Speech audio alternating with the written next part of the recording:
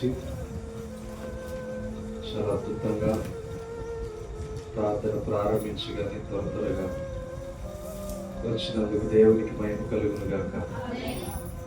అందరూ బాగున్నారా? నేను అడిగేది ఏంటంటే, సోమవారం మంగళవారం తీసేతే ఈ బుధవారం ఆదివారం ఏం చెప్పారు?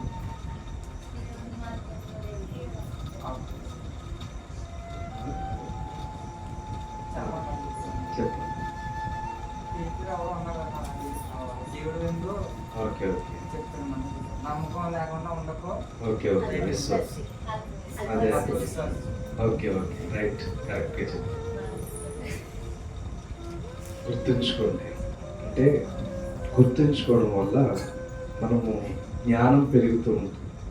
జ్ఞానం ఏం చేస్తుందంటే మనల్ని అభివృద్ధిలోకి తీసుకోవాలి. అందుకనే మీరు నాలాగా తయారు చేయాలని చాలా కృషి చేస్తున్నాను. ఎలాగా? నాలాగా తయారవ్వాలి, పునాదులుగా స్థాపించబడాలి. ఆడలు వాక్యం చెప్పకూడదని ఎక్కడ వాక్యంలో రాయబడలేదు. అర్థమవుతుందా? మీరు కూడా వాక్యం ప్రకటించగల శక్తి దేవుడిచ్చారు. మీరు కూడా అలా బలమైన యోధులుగా మార్చబడాలి. ఆమె దేవుని యొక్క నామాన్ని బట్టి మనం ఈరోజు నేర్చుకునే అంశం ఏంటంటే, ఒంటరి ప్రయాణం చాలా విలువైంది. ఏంటి? ఒంటరి ప్రయాణం చాలా విలువైంది. అంటే పెళ్లి చేసుకోకుండా కాదు. అర్థమవుతుందా? ఒంటరి ప్రయాణం అంటే పెళ్లి చేసుకోకుండా ఒంటరి ప్రయాణం కాదు. ఒంటరి ప్రయాణానికి ఉన్న ముఖ్య సారాంశం ఏంటంటే, దేవునితో మనము సహవాసం చేయడం. దేవునికి స్తోత్రం. అర్థమవుతుందా? ఒంటరి ప్రయాణంలో చాలా బాధలు ఉంటాయి. ఉంటాయమ్మా. 4 గోడల మధ్యన మనం చాలాసార్లు ఏడ్చుంటాం. చెప్పుకోలేని బాధలతో, సమస్యలతో, ఒత్తిడితో, నలిగిపోయిన పరిస్థితుల్లో, ఎన్నో భేదాలతో మనం కృంగిపోయిన పరిస్థితులు మనం చూస్తుంటాం. చూడలేదా? నేను ఏడవలేదు అన్న వాళ్ళు చేతులెత్తండి అసలు. ఎవరైనా అట్టగలరు? ప్రతి ఒక్కరూ ఏడ్చిన వాళ్ళు. మనిషి అన్న వాళ్ళకి ఒంటరితనం అనే ఆలోచనలు 3 సందర్భాలు వస్తాయి. లోకానుసారంగా మాట్లాడాలంటే, 1,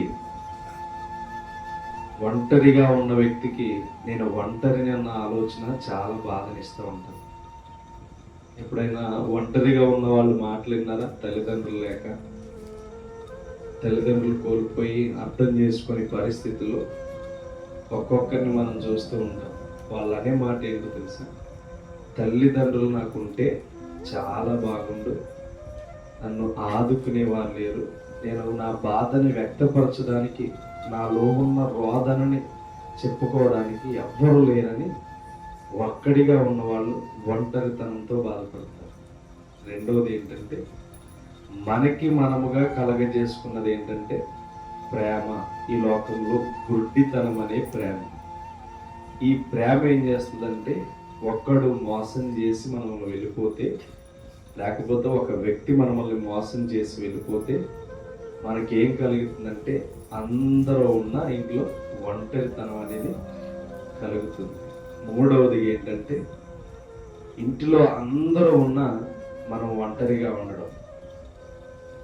అది ఎలాంటిదంటే, వాళ్ళ ప్రేమను అనుభవించకపోవడం. ఆ ఒంటరితనం అనేది మనల్ని వేధిస్తూ ఉంటుంది. ఈ లోకంలో 3 రకాల ఒంటరితనాలు ఉన్నాయి. 1 తల్లిదండ్రులు లేని విషయాల్లో, ఇంకొకటి లోక ప్రేమ విషయాల్లో ఒంటరితనం అనేది కనబడుతూ ఉంటుంది. మోసపోయిన తర్వాత వాళ్ళకు వచ్చే ఆలోచనలు ఏంటంటే, ఎందుకు బ్రతుకుండి నీకు లాభం. చాలామంది యవనస్తులు సూసైడ్ అటెంప్ట్స్ ఎందుకు చేసుకుంటారు? అమ్మాయి విడిచి వెళ్ళిపోయిన తర్వాత వాళ్ళ మైండ్లో కలిగేది ఏంటంటే ఒంటరితనం.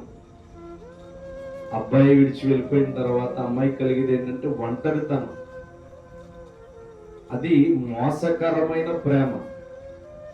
ఆ ప్రేమలో వీళ్ళు ఏమైపోతున్నారంటే, ఒంటరితనాన్ని తీసుకుని దాన్ని ఏం చేస్తున్నారంటే సూసైడ్ అటెంప్ట్స్కి,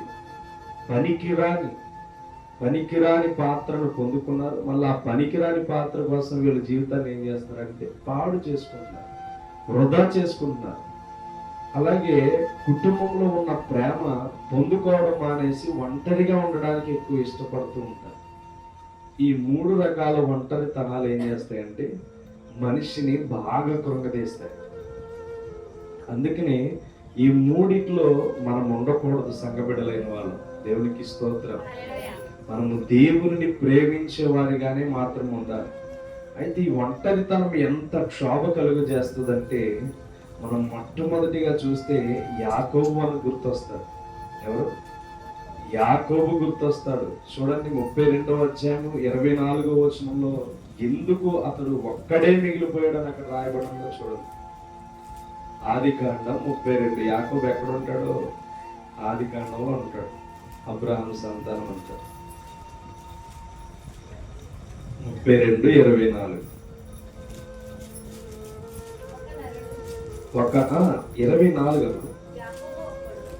యాకోబు ఒక్కడు మిగిలిపోయాడంట. అంటే యాకోబు ఒక్కడే ఒంటరిగా ఆగిపోయాడంట. అర్థమవుతుందా? ఎందుకు ఆగిపోయాడు యాకోబు? మనం నేర్చుకునే మొదటి పాయింట్ ఏంటి? ఒక్కడే ఎందుకు ఆగిపోయాడు? ఏం అవసరం ఉందని ఆగిపోయాడు? ఏ విషయాన్ని బట్టి అక్కడ ఆగిపోయాడు? ఏ సందర్భాన్ని బట్టి ఆగిపోయాడు? తనకి ఏ ఆపద పొంచి ఉంది? ఏ కష్టము తన మీదకి రాబోతుంది? ఏ నష్టము తన మీదకి రాబోతుంది?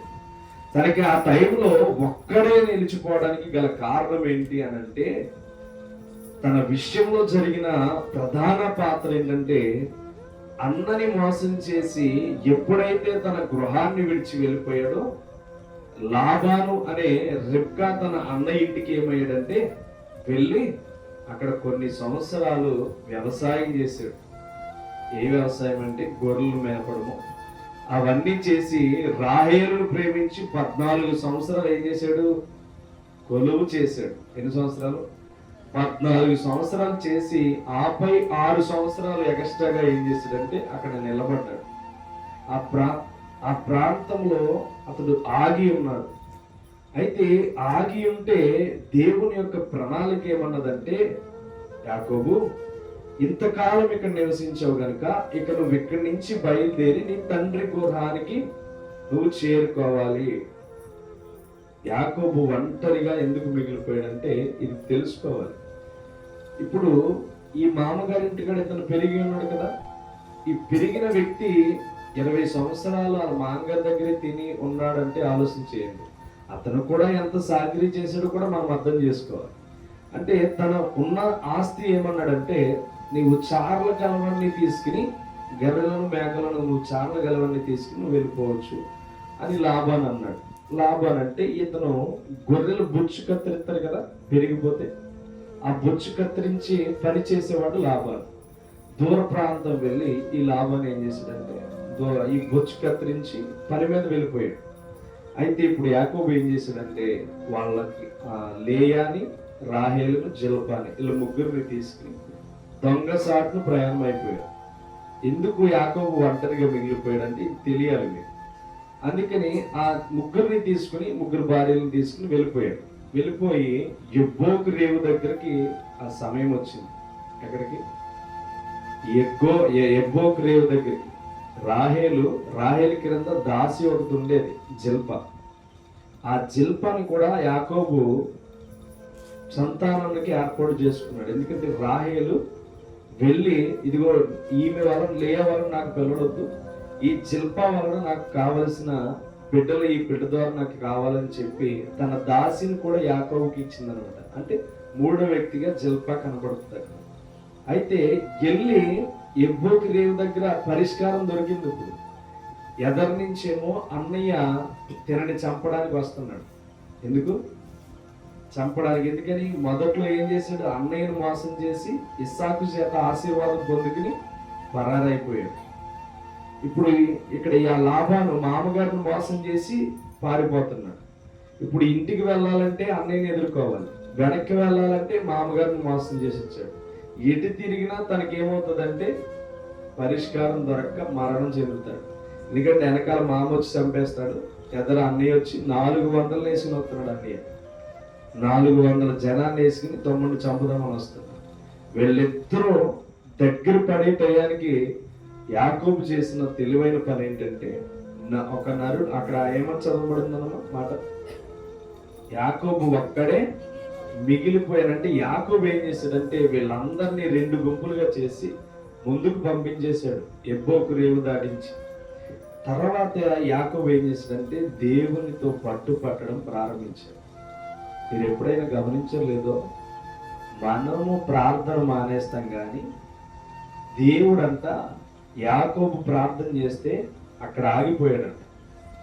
అక్కడ వాక్యం చెప్తున్న మాట, ఒక నరుడు తెల్లవార్లు పోట్లాడి దేవుడే వెళ్ళిపోతానన్నా కానీ విడిచిపెట్టకుండా పోరాడిన ప్రార్థన అంటారు. అర్థమవుతుందా? మన ప్రార్థనలో దేవుడు కనపడ్డావు, మన ప్రార్థనలో దేవుడు మనతో మాట్లాడాడు. కానీ యాకోబుతో వెళ్ళి దేవుడు ఆ ప్రార్థన అంగీకరించి మాట్లాడుతున్న సందర్భంలోనంట యాకోబు ఒంటరిగా మిగిలిపోయినందుకు, ఆయన దగ్గరికి వెళ్ళినందుకు యాకోబు తెల్లవార్లు వరకు విడిచిపెట్టలేదంట. అక్కడ చూడండి, అక్కడ ఏం మాట్లాడతాడో చదవమ్మ కిందకి. ఒంటరిగా మిగిలిపోయిన ఒక నరుడు తెల్లవారు వరకు అతడితో పెనుగులాడెను, తాను అతన్ని గెలవకుండుట చూచి తొడగూటి మీద అతన్ని కొట్టెను. అప్పుడు అతడు ఆయనతో పెనుగులాడుట వలన యాకోబు తొడగూడి వసలేను. ఆయన తెల్లవారుచున్నది గనుక నన్ను పోనిమ్మని అతడు, నీవు నన్ను ఆశీర్వదించితేనే గాని నిన్ను పోనీయనని అనెను. ఆయన నీ పేరేమని అడుగుగా అతడు యాకోబు అని చెప్పెను. అప్పుడు ఆయన, నీవు దేవునితోనూ మనుషులతోనూ పోరాడి గెలిచితివి గనుక ఇక మీదట నీ పేరు ఇశ్రాయేలే గాని యాకోబు అనబడదు. ఇక్కడ మాట్లాడుతున్న మాట చూడండి, తెల్లవారుచున్నది గనుక నన్ను పోనిమ్మని అతడు, నీవు నన్ను ఆశీర్వదించితేనే గాని నేను నిన్ను వెళ్ళనివ్వనని చెప్తున్నా. అర్థమవుతుందా? అక్కడ మాట్లాడుతున్న మాట మనుషులతోనూ దేవునితోనూ నువ్వు పోరాడి గెలిచితివి గనుక నువ్వు ఇశ్రాయేలు అని పిలువబడ్డావు. దేవుడే నన్ను నిలుపోని అనేలాగా ప్రార్థన చేశాడు అక్కడ యాకోబు తన ఒంటరితనానికి. అర్థమవుతుందా? ప్రార్థన చేసినప్పుడు, అందుకనే మన ప్రార్థనలో కొన్ని మెలకువలు చెప్తూ ఉంటాం వాక్యంలో. ఆ మెలకువలు ఏంటంటే ఎలా ప్రార్థన చేయాలి, దేవుడు మన దగ్గర ఎలా ఉంటాడు, మనతో ఎలా ఉంటాడు అనే విషయాలను మనం కొన్నిసార్లు నేర్చుకుంటూ ఉంటాం. అందుకని యాకోబు అంట రాత్రంతా పెనుగులాడితే తొడగూటి మీద కొడితే కుంటుతూ కూడా దేవుని విడిచిపెడతలేదంట. తొడగూటి వసిలిందంట, వసిలినా గాని దేవుడిని మాత్రం కుంటుతూ కూడా వెళ్ళిపోతున్నాడంట. వెళ్ళిపోయి పోరాడుతున్నాడంట. తెల్లపారిపోతుంది, నన్ను విడిచిపెట్టన్నా గాని విడిచిపెట్టలేకపోతున్నాడు. తన ఒంటరితనం ఏం చేసింది తెలుసా? దేవుని చేత ఆశీర్వాదం పొందుకునేలాగా చేసింది. ఎప్పుడు? అందుకని ఒక రాత్రిలో ఆశీర్వదించబడిన వాడని చెప్పి పేరు వచ్చింది. దేవునికి స్తోత్రం. మనము అలాంటి విధానముగా ఆలోచన చేయాలి. వాక్యము మనకి తెలియచేస్తున్న విధానం ఏంటంటే, మనము ఒంటరితనం ఎవరితో ఉండాలంటే లోక బంధుత్వంతో కాదు. వాడు విడిచిపెట్టేశారు, వీళ్ళు విడిచిపెట్టేశారు, తల్లిదండ్రుల ప్రేమ దొరుకుతుంది, ఇది కాదు. అసలేని ప్రేమ పరలోకమందు ఉంది. ఆ అగాపే ప్రేమను మనం ఏం చేయాలంటే ధరించుకోవడానికి ప్రయత్నం చేయాలి. కానీ మనం ఏం చేస్తున్నామంటే ఈ లోక ముచ్చట్లతో ప్రేమిస్తున్నాం. కానీ యాకోబు మాత్రం ఎక్కడ పరిష్కారం దొరుకుతుంది, వెనక చావుంది, ముందు చావుంది, ఎటు వెళ్ళినా పరిష్కారం దొరకదు, నేను ఎంతకాలం పడిన శ్రమంతా వృధా అయిపోతుంది, ఎవరితో మాట్లాడాలంటే నాతో మాట్లాడి నన్ను నా గ్రామానికి వెళ్ళమన్న దేవునితో మాట్లాడాలని ఆ రాత్రి ఒక్కడే మిగిలిపోయాడు. దేవునికి స్తోత్రం. ఎప్పుడైనా ఇలాంటి ఆలోచన మనకు వచ్చింది? రాత్రంతా మెలుకోకండి, ఒక్క రోజున దేవునితో గడిపిన వాళ్ళు ఉన్నారా? ఓకే, దేవుని గాడ్ బ్లెస్ యూ. చూడండి, ఆలోచన చేయండి. రాత్రంతా మెలకువగా ఉండి దేవునితో గడపడం అంటే చాలా అద్భుతమైన ఆలోచన విధానం ఇది. ఎందుకో తెలుసా? నువ్వు రాత్రంతా మెలకువగా ఉంటే ఏం జరుగుతుందంటే క్రొత్త తలంపులను దేవుడు నీకు తీసుకొస్తాడు. క్రొత్త విషయాలను నీకు నేర్పించడం ప్రారంభిస్తాడు. క్రొత్త మాటలను దేవుడు నేర్పించడం ప్రారంభిస్తాడు. ఇంచుమించు నేను పొడికినదల్లా 3-4 అవుతూ ఉంటాను. మళ్ళీ 4ంటికి అలారం మోగితే ఏంటి ప్రభు అప్పుడే టైం అయిపోయిందని మళ్ళీ మెలుకోగలుగుతారు. ఎందుకనంటే అందులో ఉన్న తీయదనం మనం తీసుకునే కొలది చాలా బాగుంటుంది. దాన్ని ఆపేసుకోకూడదు. మనం ఎంతసేపు లాక్కుంటూనే ఉండాలి. యాకోబు కూడా అదే నేర్చుకున్నాడు. ఏంటంటే ఈయన గనక ఈ రాత్రి విడిచిపెట్టేనా నా పరిస్థితి అయ్యోమయం అయిపోతుంది. నేను ఎటు వెళ్ళలేను, ఎటు కదలలేను. నా ఒంటరితనానికి ఈరోజు పరిష్కారం దొరకాలి. నా కుటుంబాలు నాశనం అవ్వకూడదని ఆ రాత్రి ఎవ్వోకి రేవు దాటకుండా తన ఒక్కడే ఆగిపోయి ఏం చేశాడంటే దేవునితో పెనుగులాడాడు, మనుషులతో పెనుగులాడాడని అక్కడ రాయబడిన మాట. నువ్వు దేవునితోను మనుషులతోను పోరాడి గెలిచితివి కనుక ఇక్కడి నుంచి ఒక్క రాత్రికి రాత్రి దేవుడే తన పేరును మార్చాడు. దేవునికి స్తోత్రం. అబ్రహాముని పేరు మార్చిన దేవుడు అలాగే ఇస్సాకు పేరు మార్చకుండా ఎవరు పేరు మార్చాడంటే యాకోబు పేరు మార్చాడు. ఆయన అబ్రహాము అయితే అబ్రహాముగా ఆయన మార్చాడు. ఇక్కడ యాకోబు అయితే యాకోబుని ఇశ్రాయేలుగా రెండో వ్యక్తిగా దేవుడు పిలుచుకున్నాడు. అర్థమవుతుందా? తనకిష్టమైన బిడ్డలని దేవుడు పేరు పెట్టి పిలుచుకుంటాడు. అందుకని యాకోబు ఆ రాత్రి ఒక్కడే మిగిలిపోయాడు. ఈరోజు నీ ఆలోచన విధానం ఎలా ఉండాలంటే మనము నేర్చుకుంటున్న వాక్యంలో ఒక బలమైన ఆలోచన నీలోనికి రావాలంటే తెలుసా? ఒక పోరాటం నాలో కలగాలి, ఒక శక్తి నాలోనికి రావాలి, ఒక ప్రభావం నాలోనికి రావాలి. ఎందుకు అతను ఒక్క రాత్రిలో అంత పట్టుబదలు కలిగి ప్రార్థన చేయగలిగితే నేనెందుకు ప్రార్థన చేయలేకపోతున్నానని నువ్వు పెనుగులాడడం ప్రారంభించాను. రాత్రికి రాత్రి తలకిందులైపోయే దినాలు కనబడతాయి. దేవునికి స్తోత్రం. అటు అన్నయ్య వస్తున్నాడు, ఇటు మామయ్య వస్తున్నాడు. ఏం జరిగిందంటే మామయ్య వచ్చి దగ్గరికి నువ్వు ఎవరితో పెనుగులాడేవో, ఎవరితో మాట్లాడేవో, ఎవరికి ప్రార్థన చేసావో ఆ దేవుడు నాకు రాత్రికాల సమయంలో వచ్చాడు. రాత్రికాల సమయంలో వచ్చి నన్ను దర్శించాడు. నన్ను దర్శించి నిన్ను ఏమీ ముట్టుకోవద్దని చెప్పాడు అని చెప్పాడు. దేవునికి స్తోత్రం. అర్థమవుతున్నాను. ఒక విషయం మనం గుర్తుపెట్టుకోండి. మనం ఎప్పుడైనా సరే దేవునితో పెనుగులాడడం ప్రారంభించగలిగితే మనకి లేని సమస్యలు లేదా ఉన్న సమస్యలు తొలగిపోవాలి అని అనుకుంటే తప్పకుండా మనం ఏం చేయాలంటే దేవునితో మొట్టమొదట పెనుగులాడడం ప్రారంభించాలి. జరగదని అనుకోవడం దేవుని దృష్టిలో అసాధ్యం. ఆయనకి అసాధ్యమైనది ఏది కూడా లేదు. నువ్వు నీ నోటంట విశ్వాసముతో పలకగలిగితే ఆ నోటిని దేవుడు నిన్ను ఆశీర్వాదకరంగా మార్చేస్తాడు. దేవునికి స్తోత్రం. మనం ఎప్పుడైనా సరే మనల్ని మనం కృంగదీసుకునే స్థితిలో ఆలోచన చేయకూడదు. నేను ఒంటరిని అని ఏడవడం వలన నీకు ఏ పరిష్కారం దొరకదు. నువ్వు ఒంటరిగా అని ఏడ్చే కొలది ఆ ఒంటరితనం నిన్నేం చేస్తుందంటే బలహీనపరుస్తూనే ఉంటుంది. ఆ ఒంటరితనం నిన్ను నాశనం చేస్తూనే ఉంటుంది. ఆ ఒంటరితనం నిన్ను ఇబ్బంది పెడతానే ఉంటుంది. నేను ఒంటరి వాణ్ణి కాదు, నేను ఒంటరి వాణ్ణి అవ్వను. ఇదిగో ఒక రాత్రికి రాత్రి యాకోబు పెనుగులాడినట్టు నేను పెనుగులాడాలి. వాక్యం చెప్తుంది అది నిజం అని చెప్పు. నువ్వు పెనుగులాడగలిగితే రాత్రికి రాత్రి నీ స్థితిని మార్చగల దేవుడు ఆయన. దేవునికి స్తోత్రం. ఎప్పుడైనా గమనించండి, ఒంటరితనం అనేది మనము కలుగజేసుకునేది. అర్థమవుతుందా? ఒంటరితనం, నవ్వుల పాలు, అవమాన పాలు, బలహీనత పాలు ఇవన్నీ ఎక్కడ వస్తాయంటే మనలోనే వస్తాయి. కానీ యాకోబు మాత్రం నేను ఒంటరి వాడిని, నా పని అయిపోయింది అనుకోరా. ఆ రాత్రి ఏం చేశాడంటే దేవుని దగ్గరికి వెళ్ళి గట్టి పట్టు కొట్టాడు. తుంటి నరం పోయేలాగా కొట్టినా గాని ఆ దేవుని విడిచిపెట్టక ఏం చేశాడంటే ఆ రాత్రి దేవునితో పెనుగులాడాడు. అర్థమవుతుందా? ఒక మనిషి అక్కడ రాయబడింది, ఒక మనిషి దేవునితో అంతలా పెనుగులాడడం అదే మొదటిసారి. దేవునికి స్తోత్రం. కాబట్టి నీ జీవితంలో ఒకటి ఆలోచించే, ఒంటరితనం నీ ప్రయాణం సాగుతుందంటే ఆ ప్రయాణంలో నీకు బహు గెలుపైన జీవితం ఉంటుంది. దేవునికి స్తోత్రం.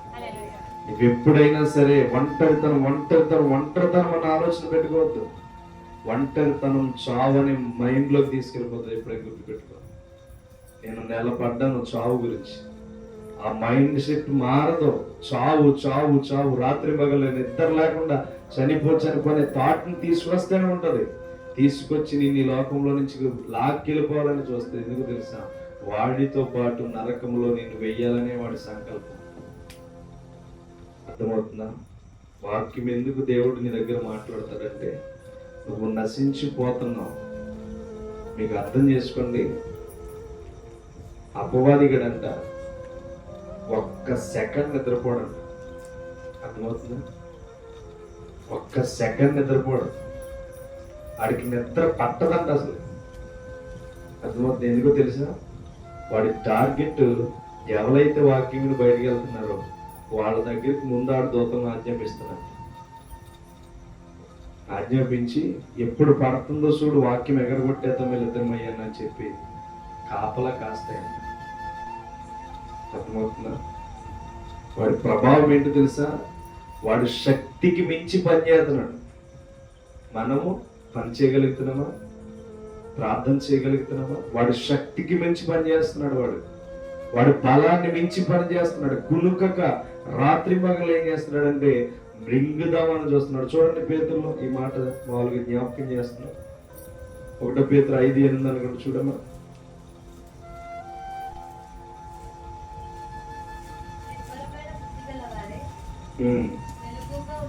మెలకువగా ఉండుడి, మీ విరోధి అయిన అపవాది గర్జించు సింహము వలె ఎవరిని మృంగుదమా అని వెతకుచు తిరుగుచున్నాడు. వెతకడం అంటే ఏంటి? మనం ఇప్పుడు వస్తువు కనపడలేదనుకో, దాన్ని ఏం చేస్తాం? వెతుకుతూ ఉంటాం. అలాగే సాతానుడి విషయం ఏంటంటే వాడు గర్జించు సింహములు వెతుకుతున్నాడంట. ఎవరిని మృంగుదమా? సమయము కొంచెమే చెప్పి ఎవరిని మృంగుతాడు? వాక్యం వినే వాళ్ళ దగ్గరకు వచ్చి మృంగడానికి ప్రారంభిస్తాడు. వాడికి కొంచెమే సమయం అని వాడు ఏం చేస్తాడంటే వాడి ప్రణాళికలన్నీ ఏర్పాటు చేసుకుంటున్నాడు. కానీ నువ్వు వాక్యం విని నీ జీవితాన్ని ఏర్పాటు చేసుకుంటున్నావా? వాక్యం విని నీ జీవితాన్ని మార్చుకోగలుగుతున్నావా? వాక్యం విని వాక్యానుసారంగా నడవగలుగుతున్నావా? దేవునికి ఎంత ప్రిఫరెన్స్ ఇవ్వగలుగుతున్నావు? నేను అడిగేది ఇదే మిమ్మల్ని. వాడు మృంగుదామని వాడు అనుకూల సమయాన్ని కూడా ప్రతి దాన్ని వాడు వినియోగించుకుంటున్నాడు. ఈరోజు నువ్వెంత వినియోగించుకున్నావు నీ సమయాన్ని? వాడు మృంగుదామని చూస్తున్నాడు. కానీ నువ్వేం చేస్తున్నావంటే సరేలే చూద్దాంలే అని వాడి బాటలోనే వెళ్తున్నావు. వాడు సమయం కొంచెమేనంట వాడికి. అర్థమవుతుందా? ఈరోజు మనం ఆలోచన చేయండి. యేసుక్రీస్తు వచ్చినప్పుడు మాట అన్నాడు. ఏమని అన్నాడంటే, రాకడకు సమయాలు దగ్గర పడుతున్నాయి, మారు మనసు పొంది రక్షణ పొందండి అని 2025 సంవత్సరాల క్రితమే చెప్పాడు. ఆయన వచ్చినప్పుడే చెప్పాడు. కాబట్టి మనం ఆలోచన చేయండి. 2000 సంవత్సరాల క్రితమే ముందే చెప్పాడంటే కంపల్సరీ రాకడికి అనేకమైనవి దగ్గర పడుతున్నాయి. ఈరోజు ఒంటరిగా ఉన్నానని బాధలు నలిగిపోయి కృంగిపోయి ఉండడం కాదు. యాకోబు వలె మనం ఏం చేయాలంటే, అయ్యా నీ గ్రంథమందు నేను లెక్కించబడి ఉన్నానా? నీ గ్రంథమందు నేను శక్తి పొందుకోగలుగుతున్నానా? నీ గ్రంథమందు నా పేరు లెక్కించబడుతుందా అని చెప్పి నీ జీవితం ఉండాలి ఈరోజు. అర్థమవుతుందా? యాకోబు ఒక్కడే మిగిలిపోయాడు. ఈరోజు ఒక్కసారైనా ఎప్పుడైనా దేవునితో ఒక్కరే పెనుగులాడగలిగారు మీరు? నేను ఇలా నిలబడాలనుకుంటున్నాను, పడిపోకూడదు ప్రభు అని చెప్పి ఎప్పుడైనా పెనుగులాడామో మనం? అర్థమవుతుందా? మనం ఎప్పుడైనా గుర్తించుకోండి, ప్రతి సందర్భంలో మనం ఏం చేయాలంటే టార్గెట్ ఎక్విప్ చేసుకుంటూ ఉండాలి. ఈ టార్గెట్ ఈరోజు ఒకసారి ఆలోచన చేయండి. చిన్నప్పుడు అరముక్క ఇడ్లీ పెడితే వాడు ఎదిగే కొలది ఇడ్లీ తింటాడు, 2 ఇడ్లీలు తింటాడు, 4 ఇడ్లీలు 5 ఇడ్లీల దాకా మనము ఈ స్టేజ్లో తినగలుగుతున్నాం. అవునా? మనం వాక్యం విని మన స్టేజ్ని ఎందుకు పెంచుకోలేకపోతున్నాం? వాక్యం విని మన జీవితాన్ని డెవలప్ ఎందుకు చేయలేకపోతున్నాం? జాబ్ విషయంలో డెవలప్ చేయాలనుకుంటాం, లేకపోతే ఏదైనా కుటుంబంలో సమస్య వస్తే దాన్ని ఎలా తీర్చాలి అన్న ఆలోచనలో మైండ్ని డెవలప్ చేస్తాం. ఎక్కడికి వెళ్తే ఈ సమస్య తీరుతుందని దాన్ని డెవలప్ చేస్తాం. కానీ దేవుని వాక్యం ద్వారా మనం డెవలప్ అవ్వలేకపోతాం. గమనించుకోండి, వాడికి సమయం కొంచెమే అని చెప్పి మన మీద దాడి చేస్తున్నాడు. అందుకనే దేవుని యొక్క వాక్యం మనకు తెలియజేస్తుంది. ఆ రాత్రి ఒక్కడే మిగిలిపోయి దేవునితో పెనుగులాడాడు. ఈరోజు మనం పెనుగులాడాలి దేవునితో. మనం వాక్యంలో ఎంతగా నడవగలిగితే, వాక్యంలో మనం ఎంతగా స్థిరపడగలిగితే, మన మైండ్ని ఎంతగా దేవునికి ఇవ్వగలిగితే, ఆ వాక్యాన్ని మన హృదయంలోనికి తెచ్చుకోగలిగితే, ఆ వాక్యం నిన్ను ఏం చేస్తుందంటే నీ ఆత్మను భద్రపరచడం ప్రారంభిస్తుంది. దేవునికి స్తోత్రం. ఎవరిని? నిన్ను కాదు, నీ శరీరాన్ని కాదు, నీ ఆత్మను గ్రిప్ తెచ్చుకుంటుంది దేవుని శక్తి. నువ్వు పడిపోతున్నప్పుడు, నిన్ను మోసం చేసుకుంటున్నప్పుడు ఇవన్నీ ఏం చేస్తుందంటే నీకు ఒక గ్రిప్ని తీసుకొస్తూ ఉంటుంది. కాబట్టి ఒంటరిగా ఆగిపోయిన వ్యక్తి ఏం చేశాడు? పోరాటంలో విజయాన్ని పొందుకున్నాడు. దేవునితో విజయం, దేవునితో సహవాసం చేశాడు. దేవునికి స్తోత్రం. అలాగే 45వ వచనం చూస్తే, 45వ అధ్యాయం చూడండి, ఆదికాండం 1వ వచనం. అప్పుడు యోసేపు తన యొద్ద నిలిచిన వారందరి ఎదుట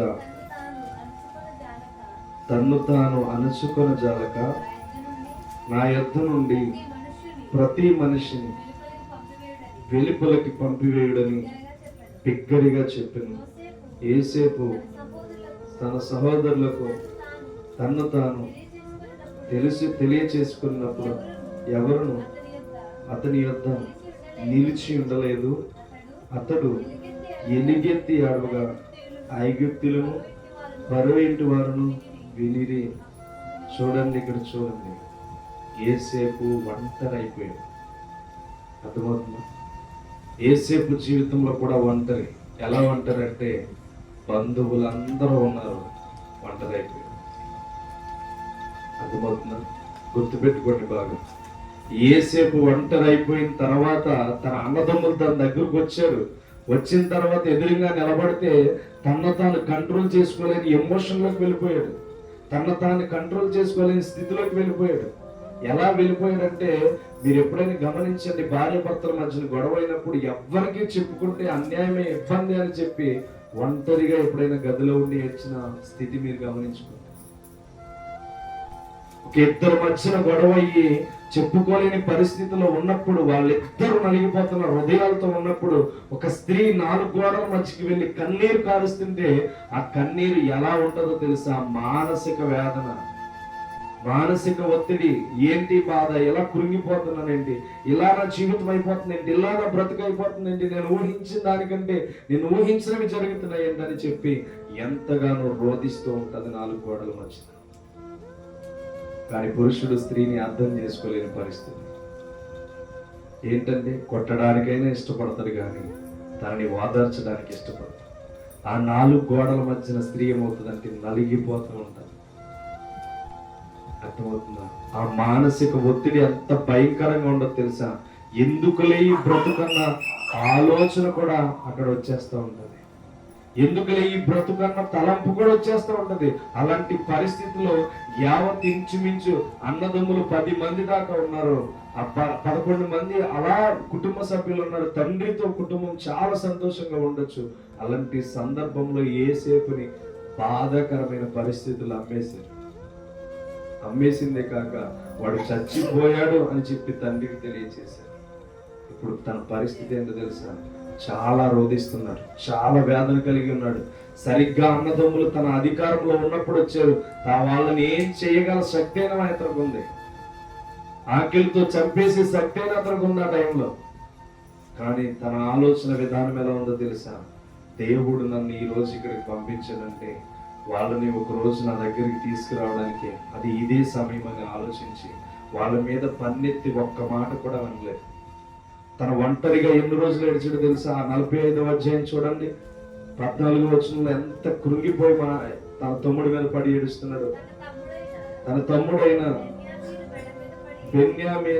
బెన్యామీను మెడ మీద పడి ఏడ్చెను. బెన్యామీను అతని మెడ మీద పడి ఏడ్చెను. అతడు తన సహోదరులందరినీ ముద్దు పెట్టుకుని వారి మీద పడి ఏడ్చిన తర్వాత అతని సహోదరులు అతనితో మాట్లాడి, చూసారా తనకి ఎంత బాధ ఉందో. మనం అనుకుంటాం కుటుంబంలో ఒక్కొక్కరిని వెలివేసి మాట్లాడుతూ ఉంటాం, లేదా బంధువుల్లో వెలివేసి మనకి ఇష్టమైన వారిని మాట్లాడుతూ ఉంటాం. ఒంటరిగా ఉన్నవాడికి ఎంత బాధ ఉంటుందో తెలుసా? ఒంటరిగా ఉన్న స్త్రీకైనా పురుషుడికైనా భార్య భర్తల మధ్యన ఉండవలసింది ఏంటో తెలుసా? ప్రేమ అనేది ఉండాలి.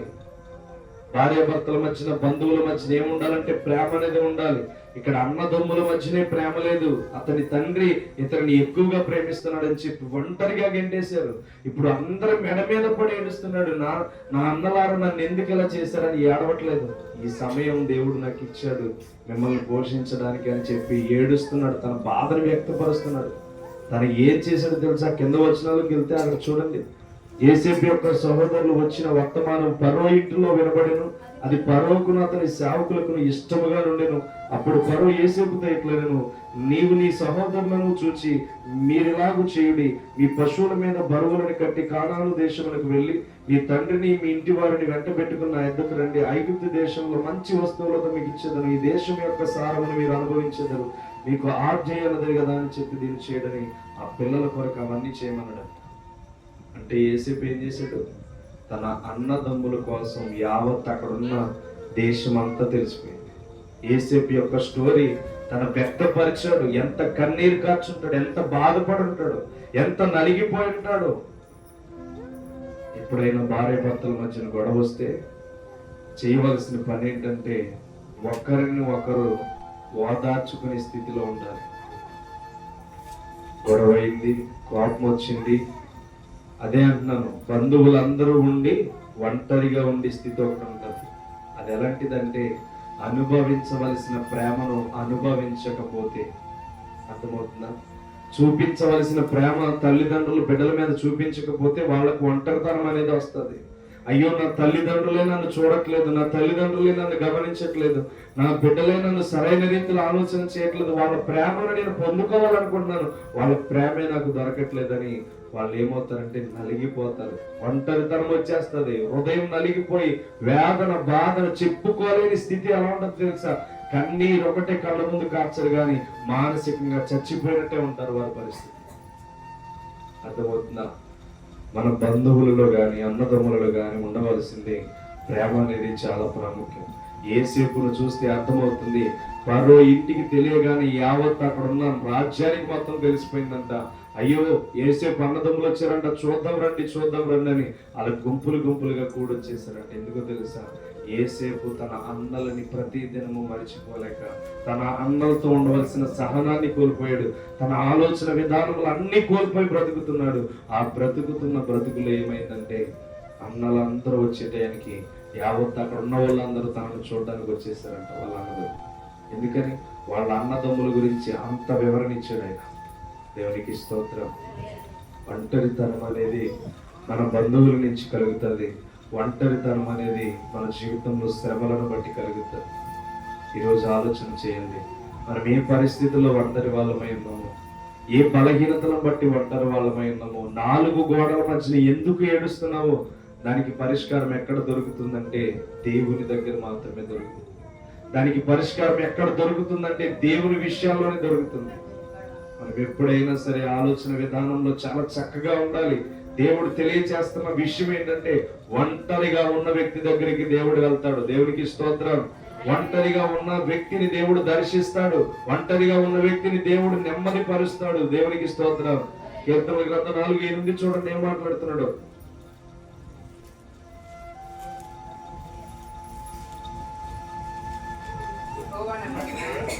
యెహోవా నెమ్మదితో పండుకొని నిద్రపోవదును, నేను ఒంటరిగా నుండినను నీవే నన్ను సురక్షితముగా నివసింప చేయుదువు. చూసారు అక్కడ మాట్లాడుతున్న దావీదు మాట్లాడుతున్న మాట ఇదిగో, యెహోవా నేను నెమ్మదితో పండుకొని నిద్రపోవదును, నేను ఒంటరిగా నుండినను నీవే నన్ను సురక్షితముగా కాపాడుతావని చెప్తున్నా. ఎంతగా దేవుడు నిన్ను కాపాడుతాడు ఆలోచన చేయ. ఒంటరివని ఎప్పుడు ఆలోచన చేయొద్దు. వాళ్ళు లేరు వీళ్ళు లేరని ఎప్పుడు ఆలోచన చేయొద్దు. నిన్ను చూసే స్థితిగతులను మార్చే దేవుడు ఎప్పుడు నిన్ను బలమైన జనాంగంగా మార్చడానికి దేవుడు ఇష్టపడతాడు. దేవునికి స్తోత్రం. ఒంటరి వాడు అనుకునేవాడు ఈ లోకానికి సంబంధించిన వాడు. నేను ఒంటరి వాడిని కాను, నాతో సహవాసం చేసేవాడు యేసయ్య ఉన్నాడు. నాతో నడిచేవాడు యేసయ్య అన్నాడు. నేను పండుకున్నప్పుడు చూసేవాడు యేసయ్య అన్నాడు. నేను ప్రార్థించినప్పుడు చూసేవాడు యేసయ్య అన్నాడు. నేను మాట్లాడుతున్నప్పుడు చూసేవాడు యేసయ్య అన్నాడు. నేను బాధపడుతున్నప్పుడు చూసేవాడు యేసయ్య అన్నాడు. నా ప్రతి అవసరతను తీర్చేవాడు యేసయ్య అన్నాడు. నేను ఒంటరిని కాదు, నేను 4 గోడల మధ్య ఏడుస్తున్నా. నా పరిస్థితిని మార్చగల దేవుడు నన్ను చూస్తున్నాడు. ఆ స్థితిని నా దేవుడు మారుస్తాడు. నెమ్మదితో నన్ను పండుకోజేసి సురక్షితంగా నడిపింప చేస్తాడని చెప్పి నీలో విశ్వాసం ఉండాలి. దేవునికి స్తోత్రం. నువ్వు ఒంటరివి కాదు, ఎప్పుడు అనుకోవద్దు. మనం ఒంటరిమని చెప్పి ఆలోచన చేస్తే ఎప్పటికప్పుడు మనమే కృంగిపోతాం. నిన్ను మోసం చేస్తున్నారని ఆలోచనతో ఎప్పుడు ఆలోచించొద్దు. నిన్ను బాధ పెడుతున్నారని ఆలోచనతో ఎప్పుడు ఆలోచించొద్దు. ప్రతి క్షణము నిన్ను మోసం చేసే వాళ్ళకంటే నిన్ను ప్రేమించేవాడు అనుక్షణము నీతో ఉన్నాడని గుర్తుపెట్టుకోండి. అర్థమవుతుందా? ఎన్నిసార్లు ఏడవలేదు మనం, ఎన్ని కష్టాలతో ఏడవలేదు, ఎన్ని నష్టాలతో ఏడవలేదు. ఏంటి నా పరిస్థితి ఇలా అయిపోయిందని తెలుసు దుప్పడ ముసుగట్టి ఎన్నో రాత్రులు ఏడ్చిన దినాలుంటాయి. ఎవరి జీవితంలో లేకుండా ఉంటాయి దుప్పడ ముసుగెట్టిన ఏడవలు. ప్రతి ఒక్కరి జీవితంలో దుప్పడ ముసుగెట్టి ఏడిసిన రోజులు ఉంటాయి. ఎప్పుడు ఆలోచన చేయొద్దు ఒంటరి వాడిని, నా స్థితి, నా గతి, నా ఆలోచన, ప్రవర్తన ఇదంతా నేను ఎందుకు బ్రతకడం అనే థాట్లోనికి వెళ్ళవద్దు.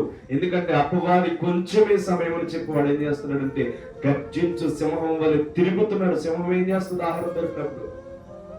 సింహం ఏం చేస్తుంది? ఆహారం దొరికితే మింగేస్తుంది. అర్థమవుతుందా? అమ్మ వాక్యం వినడం ఏం చేస్తుంది తెలుసా? మింగేస్తుంది. మనం ఈ రోజు మన జీవితాలను కాపాడుకోవాలి. ఒంటరితనం అనే ఆలోచన మనలోనికి రానివ్వకూడదు. 4 గోడల మధ్యన ఏడవడానికి వీల్లేదు. ఏడిస్తే నువ్వు దేవుని కొరకు ఏడవాలి. నువ్వు ఒంటరివని చెప్పి పండుకున్న మంచం మీద ఏడవద్దు. దేవునితో ప్రభువా నా పరిస్థితి ఇలా ఉందని నువ్వు మాట్లాడుకోవాలి. నీ స్థితిగతులను మార్చే దేవుడు ఆయనే, నీ ఆలోచనను మార్చేవాడు ఆయనే, నీ పరిస్థితిని మార్చేవాడు ఆయనే. నువ్వు ఎంత బలహీనురాలైనా నీకు శక్తినిచ్చేవాడు ఆయనే. అందుకని నువ్వు పడుకుంటున్నప్పుడు ఏడు, ప్రభువా నా పరిస్థితి ఎలా ఉందనేడు. అంతేగాని నేను ఎలా అయిపోయానంటే, నా బ్రతుకేంటి, నా స్థితి ఏంటి, నన్ను ఎలా నవ్వులు పాలైపోయానండి అని చెప్పి ఎప్పటికప్పుడు మీ ఆలోచన అలా ఉండకుండా జాగ్రత్త పడండి. అది అపవాది వేస్తున్న బోను అని గుర్తుపెట్టుకోండి. ఒంటరితనం అనేది మనిషిని నాశనం చేస్తుంది, మానసికంగా చంపేస్తుంది. బ్రతుకుంటాడు కానీ చచ్చిన శవం వల్ల ఎవరి జీవితం ఉంటుంది. సంతోషం ఉండదు, కలిసి సరదాగా ఎవరితోనో మాట్లాడదామని ఉండదు. మనసంతా ఒకటే దిగులు, ఏంటి నా పరిస్థితి, ఏంటి నా పరిస్థితి. అలాంటి పరిస్థితుల్లో యాకోబు అలా ఆలోచించలా. ఎవరి దగ్గరికి వెళ్తే జవాబు వస్తుందో ఆ వ్యక్తి దగ్గరికి రాత్రంతా పెనుగులాడి తెల్లారికి జవాబు తెచ్చుకున్నాడు. దేవునికి స్తోత్రం. అలాంటి యేసేపు నా జీవితం అయిపోయింది, 2 సంవత్సరాలు జైల్లో పెట్టారు, నేను చచ్చిపోతే మెరుగు ఈ జైల్లోని పోదామని అనుకోవాలి. యేసేపు అనుకున్నది ఏంటి తెలుసా? Waiting waiting waiting. ఏదో కార్యం ఉంది దేవుని చిత్తంలో, ఏదో అద్భుతం ఉంది దేవుని చిత్తంలో, అతనికి తెలియదు. కానీ దేవుడు తన సావుని తీసుకువెళ్లకుండా తన ఒంటరితనాన్ని రాజ్యానికి అధికారిగా చేశాడు. దేవునికి స్తోత్రం. ఈ ఒంటరితనం నిన్ను బాధ పెట్టొచ్చు, కానీ యేసయ్య మాత్రం నిన్ను విడిచిపెట్టడు. నిన్నెప్పుడు గాయాలు పెట్టడు దేవుడు, నిన్నెప్పుడు ఇబ్బంది పెట్టడు దేవుడు. నీ ఒంటరితనంలో నీకు విజయాన్ని దేవుడు ఇస్తాడు. దేవునికి స్తోత్రం.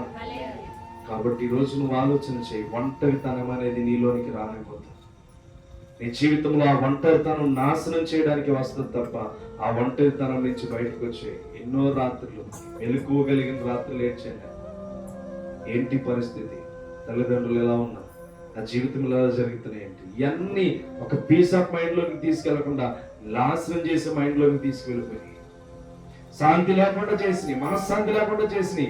అప్పుడు అవన్నీ ఏంటయ్యా అంటే దేవునితో సహవాసం చేయడం ప్రారంభించాక వెనక ముందు కూడా ఆయన నాతో నడవడం ప్రారంభించాడు.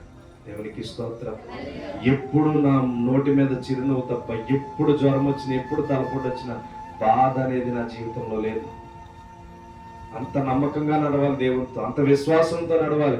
రేపటి దినాన్ని ఏం జరుగుతుందనేది లేకుండా మనం నడవాలి. దేవునికి స్తోత్రం. ఏదైనా చెప్పాలంటే చాలా గొప్ప కార్యాలు ఉన్నాయి. నన్ను నేను ఎక్కువగా మాట్లాడుకోవడానికి అవకాశం ఉంది, దేవుడిని మాత్రమే చూపిస్తాను. కాబట్టి ఏదైనా సరే మన జీవితంలో ఏం కావాలంటే ఒంటరిని అనుకున్న వాళ్ళు ఎప్పటికైనా బాగుపడడం కష్టమే. ఒంటరిని కాదు, నాతో దేవుడు ఉన్నాడు, నేను కన్నీరు కారుస్తున్నాను ఆయన కోసం, 4 గోడల మధ్యన నేను ఏడుస్తున్నానంటే నా దేవుడు చూడాలని ఏడుస్తున్నాను. నువ్వు దేవుని కొరకు ఏడవాలి. భర్త తిట్టాడు, భార్య పుట్టింది, లేకపోతే భార్య భర్తల మధ్యన గొడవ అయింది, సమాధానం లేదు, మా ఎప్పుడు మాట్లాడుతుంది అంటే మీ మధ్యన గర్జించే సింహం దూరిపోయాడు. గుర్తుపెట్టుకోండి, మీ మధ్యన సమాధానం లేదంటే గర్జించే సింహం మిమ్మల్ని ఎలా చేస్తున్నాడంటే నాశనం చేస్తున్నాడు. జాగ్రత్త.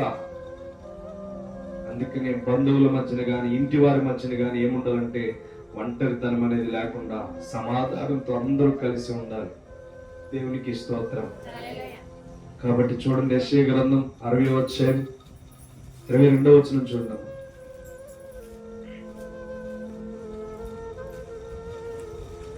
60:22.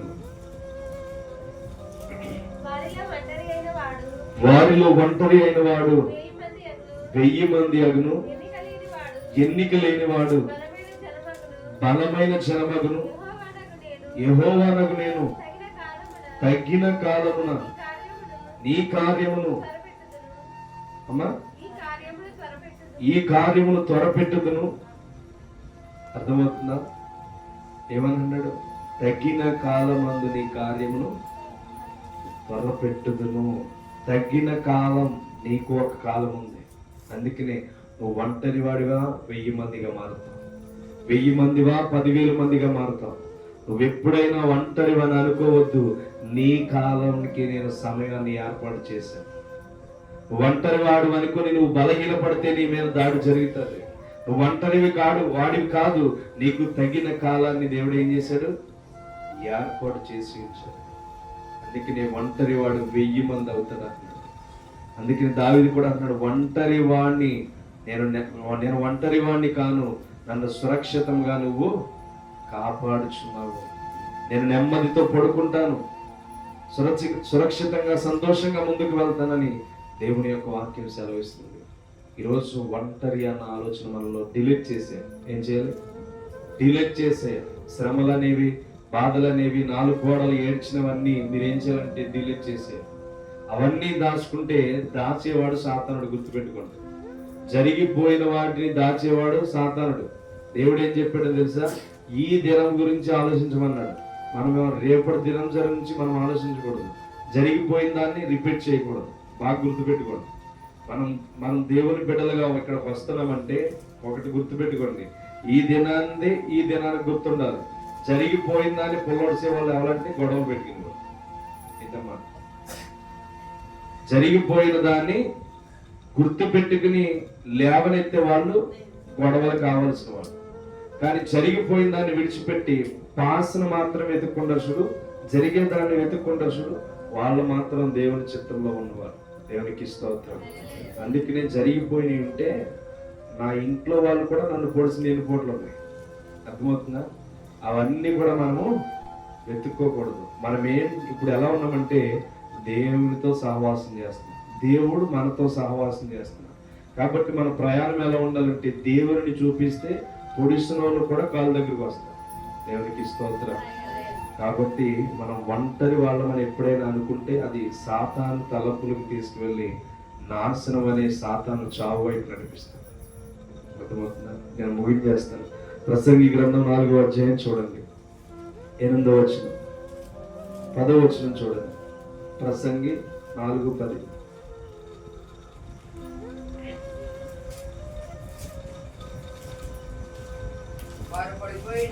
వారు పడిపోయిన ఒకడు తన తోడువాడిని లేవనెత్తును. అయితే ఒంటరిగాడు పడిపోయిన ఎడల వానికి శ్రమయే కలుగును, వాని లేవనెత్తువాడు లేకపోవును. చూసారు? అర్థమవుతుందా? ఎత్తురున్నవాడు పడిపోతే ఇంకొకడు లేవనెత్తుతాడంట. కానీ ఒంటరి వాడు పడిపోతే వాడిని లేవనెత్తడానికి ఎవడు కూడా ఉండడు. అందుకనే నువ్వు ఒంటరి అనుకున్నావు, ఇడ్చోండి తర్వాత రాసుకుంది. ఒంటరి నువ్వు అనుకున్నావు అనుకో, ఈ రాత్రి నువ్వు పడిపోతావు. నువ్వు ఒంటరివి కాదు, వెనకాల ఏముంది పైన మరలా చెప్పాలి గట్టిగా అందరూ చెప్తాం. నువ్వు అంటారువా? ఇప్పుడు అంటారువా? ఒంటరివి కాదు. ఇక్కడ అదే చెప్తున్నాడు. ఇద్దరుంటే ఒకడు పడిపోతే ఇంకొకరు లేపుతాడు. అదే నువ్వు ఒంటరి అనుకున్నావు అనుకో, నిన్ను పడిపోతే ఎవడు కూడా లేపడు. అందుకనే దేవుడు మన పక్షంలో ఉండగా మనల్ని పడగొట్టేవాడు ఉండడు. దేవునితో నడిచేవాడు ఒంటరివాడు కాడు, దేవునితో మాట్లాడేవాడు ఒంటరివాడు కాడు, దేవునితో సహవాసం చేసేవాడు ఒంటరివాడు కాదు. అతను ఎవడంటే ఇద్దరుగా ఏకమై నడుస్తున్నారు. నువ్వు ఒక్కడివి కాదు, ఇద్దరే ఏకమై నడుస్తున్నారు. ఎవరున్నారంటే కనపడని వ్యక్తిని భుజాల మీద చేయి వేసి నడిపిస్తున్నాడు. దేవునికి స్తోత్రం. కనపడని వ్యక్తి నీతో నడుస్తూ వస్తున్నాడు. నువ్వు ఎంత దూరం ప్రయాణం వెళ్తున్నావో ఆ ప్రయాణం వెనకాల బ్యాక్ సీట్ ఖాళీ ఉంటే బ్యాక్ ఉంటాడు, లేకపోతే ముందు సీట్ ఖాళీ ఉంటే ముందు కూర్చుంటాడు. ఆయన నీతో సహవాసం చేస్తున్నాడు. అర్థమవుతుందా? అందుకనే మనం దేవుని బిడ్డలుగా సన్నిధిలోకి వస్తున్నామంటే లోకస్తులు ఇంకొకటి పడిపోతే ఇంకొకటి కాపాడుతాడేమో కానీ మనం పడిపోతున్నప్పుడు ప్రతి క్షణం కాపాడేవాడు యేసయ్య. దేవునికి స్తోత్రం. కాబట్టి నువ్వు నేనేం చేయాలంటే జాగ్రత్తగా దేవుని వెతకడానికి వెళ్ళాలి. యేసయ్య ఏం చేశాడంటే యోహాను సువార్త 16:32లో యోహాను సువార్త 16:32లో ఏం చేసి లాస్ట్ క్లైమాక్స్ ఇచ్చేస్తున్నాడు. నేనే దూరం వెళ్ళాలి, మీరు బాధపడదు. మీలో ప్రతివాడును ఎవరి ఇంటికి వాడు చెదిరిపోయి నేను ఒంటరిగా నన్ను ఒంటరిగా విడిచిపెట్టు గడియ వచ్చే ఉన్నది. అయితే తండ్రి నాతో ఉన్నాడు కనుక నేను ఒంటరిగా లేని. దేవునికి స్తోత్రం. గుడ్ల మీద చేసుకుని చెప్పండి, నేను ఒంటరిని కాను, యేసయ్య నాతో ఉన్నాడు. దేవునికి స్తోత్రం. అర్థమవుతుందా? అక్కడ మనుషులు విడిచిపెట్టి వెళ్ళిపోతారు అన్నాడు యేసయ్య. ఎవరున్నారంట? తండ్రి నాతో ఉన్నాడు, నేను ఒంటరిని కాదు. నువ్వు నేను ఒంటరి కాదు. అర్థమవుతుందా? యేసయ్య మనతో ఉంటే ఒంటరి వాళ్ళం కాదు. ఇదే గుర్తుపెట్టుకోండి. నువ్వు ఒక్కదానివే కూర్చున్నా యేసయ్య నీతో ఉంటాడు. నువ్వు అందరిలో కూర్చున్నా యేసయ్య నీతో ఉంటాడు. వాళ్ళందరూ వెళ్ళిపోయినా యేసయ్య నీతో ఉంటాడు. ఇదే గుర్తుపెట్టుకోండి. ఒంటరి వాడు పడిపోతాడు, ఇద్దరుగా ఉన్న వ్యక్తులు పడిపోరు. యేసయ్య నీతో ఉన్నాడంటే నువ్వు ఎప్పుడు పడిపో. యేసయ్య నీతో ఉన్నాడంటే గెలుస్తూనే ఉంటావు. దేవునికి స్తోత్రం. కాబట్టి మనం ఎలాంటి వాళ్ళం అంటే పైన ఉన్నది దేవుడు మన పక్షం ఉండగా విరోధి ఎవడు ఉండడు. కాబట్టి నీ జీవితాన్ని బట్టి నీకు ఈరోజు అర్థమయ్యే రీతిగా దేవుడు మాట్లాడాడు. ఏంటంటే ఒంటరి దాన్ని అనుకుంటే ఒంటరి దానివే. నేను ఇద్దరం అనుకున్నావంటే దేవుని చిత్తంలో నువ్వు ఉన్నట్టే. అర్థమవుతుందా? గెలిచే ఆప్షన్ దేవుడు మనకి ఇచ్చాడు, ఓడిపోయే ఆప్షన్ మనకి ఇవ్వాలి. అందుకనే ప్రతి క్షణం ఏం చేయాలంటే దేవుని తలంచుకుంటూ ముందుకు వెళ్ళాలి, దేవుని ఆలోచనలతో ముందుకు వెళ్ళాలి. దేవునికి స్తోత్రం. కాబట్టి ప్రతి విషయం అందు చాలా జాగ్రత్తగా మనం ముందుకు వెళ్ళాలి. ప్రతి స్థానమందు దేవుని చిత్తంలో మనం ముందుకు వెళ్ళాలి. మీరేం కంగారు పడద్దు, ఎందుకంటే వాక్యంలోకి వెళ్తే నన్ను నేను కంట్రోల్ చేసుకోలేదు. అందుకని కొంచెం నేనే లేట్గా వెళ్తాను, మీరు ఇబ్బంది పడదు. అర్థమవుతుందా? కాబట్టి ఆలస్యమైంది ఏమనుకోవద్దు. అందరూ మోకరించి ప్రార్థన చేద్దాం. ఇంకా ఈ వివరణ చాలా ఉంది కానీ టైం లేదు, అందుకనే వాక్యాలను చూపించి ముగించేస్తాం. మోకరించి క్లుప్తంగా చిన్న ప్రార్థన చేసుకోండి. ఇప్పటి వరకు నువ్వుగా ఒంటరివని ఆలోచన చేసుంటావు.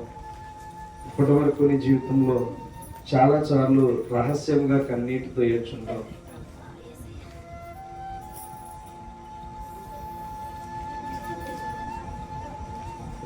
ఒంటరి అన్న ఆప్షన్ ఈ రోజు నుంచి దేవుడు నీకు చెప్పాడు, డిలీట్ చేసే. ఒంటరి అన్న తలంపు నీలో నుంచి తీసే. ఒంటరి అన్న అవివేక తత్వం సాతాన్ని దగ్గరికి తీసుకొస్తున్నాడు. ఒంటరి వాడు పడిపోతాడు, కానీ యేసుక్రీస్తే చెప్పాడు, మీరందరూ విడిచి వెళ్ళిపోయినా నేను ఒంటరి వాడిని కాను, మీరందరూ నన్ను దాటిపోయినా నేను ఒంటరి వాడిని కాను. ఈరోజు యాకోబు ఒక్కడే మిగిలిపోయాడు, ఒంటరిగా ఆగిపోయాడు గెలుపు కోసం. యేసేపు ఒంటరిగా నిలిచిపోయాడు, కొన్ని సంవత్సరాలు ఆగిపోయాడు. ఆ సంవత్సరాలకి తగిన ప్రతిఫలం ఒక సింహాసనం. ఈరోజు నువ్వు చాలా కాలం నుంచి ఒంటరిని అని బాధపడచ్చు. అయితే ఈ రాత్రి దేవుడు నీకు చెప్పిన మాట, నేను పిలిచిన దేవుడు, ఇక్కడ కూర్చోబెట్టిన దేవుడు నీతో ఉన్నాడు, నీలో ఉన్నాడు, నీతో సహవాసం చేస్తున్నాడు. నువ్వు ఒంటరివి కానే కాదు. ఈరోజు నువ్వు సమయం వేచించి వచ్చావు కనుక ఈ సమయాన్ని కూడా నీకు దీవెనగా మార్చబోతున్నాడు దేవుడు. ఈ సమయాన్ని కూడా నీకు రెట్టింపు ఘనతతో దేవుడు దీవించబోతున్నాడు. నువ్వు అందరిలాగా ఆలోచన చేయొద్దు, అంత టైం అయింది ఎంత టైం అయింది అని ఆలోచన చేయొద్దు. కేవలం నీ సమయాన్ని మొత్తం దేవుడు గమనిస్తున్నాడు. నువ్వు ఏ హృదయంతో ఒంటరివని బాధపడుతున్నావో దేవుడు ఈ రాత్రి ఎందుకు నీతో మాట్లాడాడో ఇది చాలా విలువైన సందేశం. దేవుడు నాతో ఉన్నాడు అని మనం నిర్ణయించుకునే దినం ఇది. నేను ఒంటరిని కాదు, నేను ఒంటరి వాడిని కాను, దేవుడు నాతో ఉన్నాడు. నువ్వు ప్రేమించే వాళ్ళు నిన్ను మోసం చేయొచ్చు, నీ భర్త నిన్ను కొట్టి 4 గోడల మధ్యన ఏడ్చేంతలాగా నిన్ను కృంగదీయొచ్చు, నీ బంధువులు నిన్ను అవమానపరచొచ్చు, నీ బంధువులు నిన్ను ఇబ్బంది పరచొచ్చు. కానీ దేవుని యొక్క ప్రసన్నత, దేవుని యొక్క అనుభవము, దేవుని యొక్క ఆలోచన ఈరోజు నీకు చెప్తున్న మాట, ఎవరు నిన్ను మోసం చేసినా, ఎవరు నిన్ను మోసం చేసినా, ఎవరు నిన్ను మోసం చేసినా ఆ దేవుడు నిన్ను ఒంటరిగా విడిచిపెట్టట్లా. నీ కన్నీరును నాట్యముగా మార్చే దేవుడు ఆయన. నిన్ను ఒంటరిగా ఉంటే 1000 మందిగా మార్చేవాడు ఆయన. నువ్వు ఈ గ్రామంలో ఒంటరిగా నువ్వు అనుకోవచ్చు, కానీ నిన్ను బలమైన జనాంగంగా మార్చేవాడు ఆయన. నువ్వు భయపడొద్దు.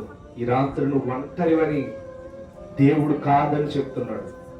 ఈరోజు నువ్వు ఒంటరివి కాదు. నీ భర్త విషయంలో ఏడుస్తున్నావు, నీ భార్య విషయంలో బాధపడుతున్నావు, లేకపోతే నీ తల్లిదండ్రుల విషయంలో బాధపడుతున్నావు, బిడ్డల విషయంలో బాధపడుతున్నావు.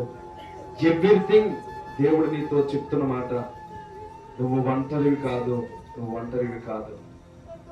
ఒంటరి వాడు పడిపోతాడు. నువ్వు పడిపోతే నిజంగా ఈ లోకానికి సంబంధమైన ఒంటరితనం నువ్వు అనుభవిస్తున్నావు. ప్రియ చెల్లి, ప్రియ సహోదరులారా, సహోదరులారా, ఈరోజు దేవుడు నీకు తెలియజేస్తున్నది, ఈ లోక ప్రేమ నిన్ను మోసం చేస్తుంది, ఈ లోక బంధువులు నిన్ను మోసం చేస్తారు, ఈ లోకంలో ఉన్న ఆశలు నిన్ను మోసం చేస్తాయి. అయితే దేవుడు ఎన్నటెన్నటికీ నిన్ను మోసం చేసేవాడు కాదు. దేవుడు ఎన్నటెన్నటికీ నిన్ను గాయపరిచేవాడు కాదు. ఈరోజు నీ ఒంటరితనాన్ని దూరపరచడానికి కూడా ఈ రాత్రికాల సమయంలో నీతో మాట్లాడుతున్నాడు. నీలో ఉన్న ఒంటరితనం అనే ఆలోచనను దూరం చేయడానికి దేవుడు నీతో మాట్లాడుతున్నాడు. ప్రార్థన చేయబోతున్నాను. నీ హృదయంలో ఉన్న ఒంటరితనం దేవునితో ఇప్పుడు నింపబడాలి. నీలో ఉన్న ఒంటరితనం దేవునితో నింపబడాలి. దేవుడు ఎందుకు ఈ రాత్రి నీతో ఒంటరితనం కాదు, ఎవరో ఒక్కరితైనా దేవుడు ఈ రాత్రి మాట్లాడాడు. ఎవరో ఒక్క హృదయమైన దేవుని చెంతలో నిలబడాలి. ఒంటరి వాడు అని నువ్వు చాలా ఫీల్ అవుతున్నావు. నువ్వు రహస్యంగా నీ గదిలో ఏడ్చిన దినాలన్నీ దేవుడు చూశాడు. నువ్వు నిద్రపోకుండా పడుకుని దుప్పడు ముసుగుట్టుని ఏడ్చిన రోజులు కూడా దేవుడు చూశాడు. నువ్వు కన్నీరు కార్చిన దినాలు కూడా దేవుడు చూశాడు. ఆ రోజుల నుంచి ఈ రోజు వరకు నువ్వు ఒంటరిగానే ఉన్నాను అనుకుంటున్నావు. అయితే దేవుడు ఈ రాత్రి నీకు తెలియజేసింది ఒకటే, నువ్వు ఒంటరి దానివి, ఒంటరి వాడివి కాదు. నేను ప్రార్థన చేయబోతున్నాను. నువ్వు తప్పకుండా దేవుని చిత్తంలో నేను ఒంటరి వాడిని కాదని దేవుని వాక్కు చేత నువ్వు నింపుకోవడం ప్రారంభించు. దేవుని వాక్కు చేత నువ్వు నింపుకోవడం ప్రారంభించు. స్తోత్రం, స్తోత్రం, స్తోత్రం, స్తోత్రం, స్తోత్రం, స్తోత్రం. పరిశుద్ధుగా నీ ఆత్మతో నింపండి, నీ ఆత్మతో నింపండి ప్రభు. నీ కృపతో నింపండి. నీ కనికరము జాలిని చూపించండి. పరిశుద్ధుడా నీకు స్తోత్ర. ఇదిగో ఒంటరులని ప్రభాని బిడ్డలు ఎంతవరకు బాధపడి ఉన్నారు. ఒంటరి వారని ప్రభు ఎంతవరకు బిడ్డలు నలిగిపోతూ ఉన్నారు. ఒంటరి వారినని, ఒంటరి దారినని బిడ్డలు నలిగిపోతున్నారు తండ్రి. పరిశుద్ధుడా వాదార్చే దేవుడు నీవు, ఆదరించే దేవుడు నీవు. బలహీనతలో కృంగిపోతున్న స్థితిలో లేవనెత్తే వాడు నీవు తండ్రి. ఒంటరి వాడు 1000 మంది దొరుకుతాడని వాక్యం సెలవిస్తుంది. అయ్యా, ఇదిగో నీ పరిశుద్ధమైన కృప చేత దావీదు కీర్తనకారుడు సెలవిస్తున్నాడు, నేను నెమ్మదితో పండుకొని ఉన్నాను, సురక్షితముగా నీవు నన్ను కాపాడుచున్నావు, నేను ఒంటరిని కాదు అని చెప్తున్నాడు తండ్రి. అయ్యా, నీ బలమైన కృప చేత బిడ్డల్ని బలపరచండి, శక్తితో నింపండి. నేటి దినాన ప్రభు నీ కృపలో తండ్రి బిడ్డల్ని ముద్రించమని ప్రార్థిస్తున్నా. ఈ 8:30 గంటల సమయంలో నీ బిడ్డలు ప్రార్థిస్తుండగా నీ కృపలో బిడ్డల్ని ముద్రించండి తండ్రి. వారి సమయాన్ని ప్రభు నీకు కేటాయించి వచ్చారు తండ్రి. వారు ఎంత పనికి వెళ్ళినా నీతో గడపాలని వచ్చారు తండ్రి. అయా బిడ్డల ప్రయాసను వృధా చేయకుండా నీవే నింపి నడిపించి బలపరచండి. వారి చేతు వృత్తులను దీవించండి. పని చేసిన వారి పట్ల తండ్రి అయా జాలి హృదయమును దయచేయండి తండ్రి. వారు ఇవ్వవలసిన తండ్రి ప్రతి ధనమును ప్రభ కష్టార్జితానికి తిరిగి ఇవ్వడానికి మేలు చేయండి తండ్రి.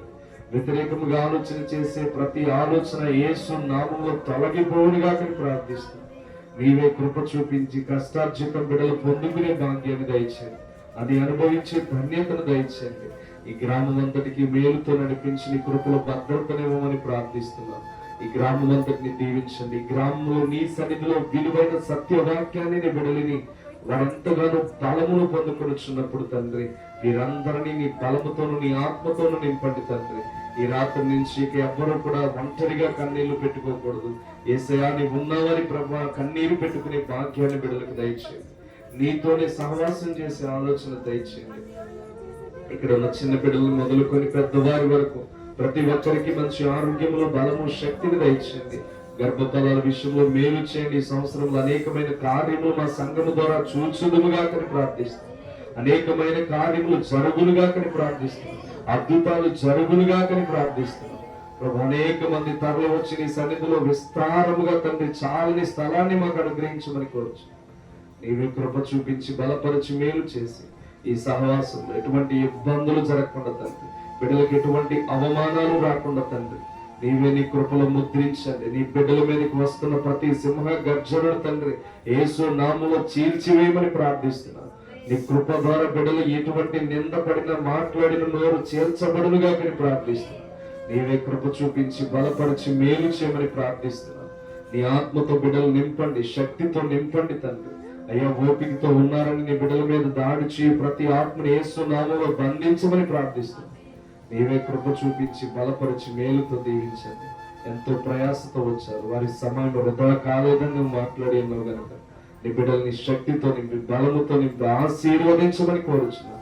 ఇక్కడ చేరి వచ్చిన ప్రతి బిడ్డల్ని పేరు పేరు చొప్పున దీవించి ఆశీర్వదించి మేలు చేసి నీ నామానికి మహిమ తెచ్చుకోమని పరిశుద్ధమైన నామములు ఈ కుటుంబంలో తండ్రి ఇంతవరకు ఎంత కన్నీరు కార్చారో దానికి రెట్టింపు ఆనందం బిడ్డలకు దయచేయమని పరిశుద్ధుడా నీ నామానికి వీరందరినీ అప్పగిస్తూ యేసుక్రీస్తు నామం పేరిట అడిగి వేడుకొనుచున్నాం తండ్రి. ఆమేన్, ఆమేన్, ఆమేన్. మన తండ్రి అయిన ప్రేమయు కుమారుడైన యేసుక్రీస్తు కృపయు ఇప్పుడు మీ ఎల్లప్పుడూ తండ్రి నీ కృపలో బిడ్డల వద్దకు మరియు వచ్చేంత వరకు బిడ్డల కుటుంబాలకి కావలసిన సమృద్ధిని ఏర్పాటు చేసి నీ ఆత్మతోనూ నీ కృపతో బిడ్డల్ని భద్రపరచమని నీ నామానికి మేము చెల్లిస్తున్నాం తండ్రి. ఆమేన్. అందరికీ వందనాలు.